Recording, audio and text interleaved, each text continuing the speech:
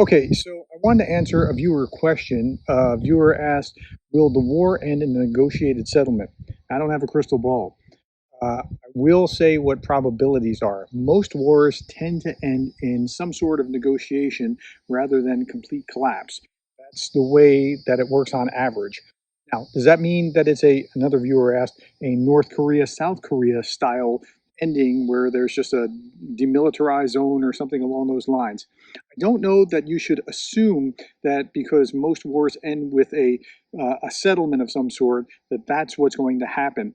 I don't think that it can from both sides' perspective.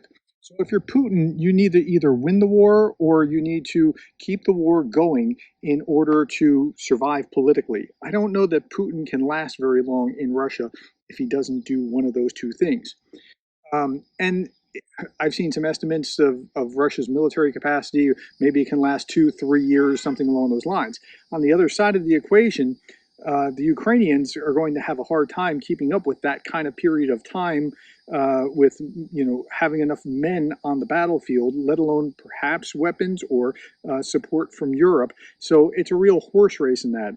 The Ukrainians, for their part, they see this as a real, and they're accurate in this, they see this as a true existential threat to their existence based on what the Russians have done to them.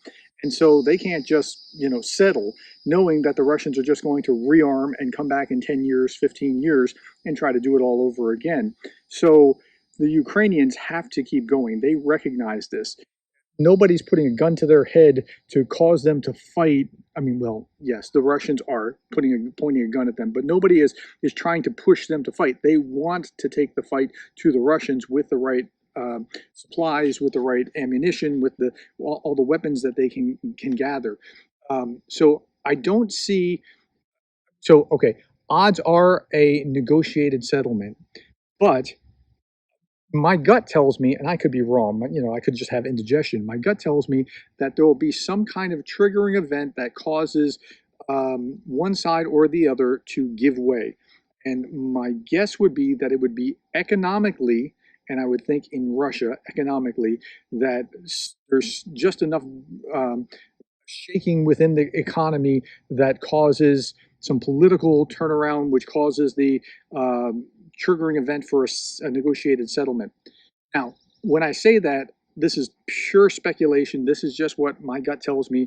And I think that it would be the Russians giving way because of something that their corrupt um, military, and you're seeing this right now with the military generals being taken off, have kind of hollowed out things. Oligarchs have taken their share, and it looks stronger than it actually is. Again, I can't prove this, and so don't say, "Well, Dr. Gerdes said," but that is my read of it. How long that will be, I have no idea.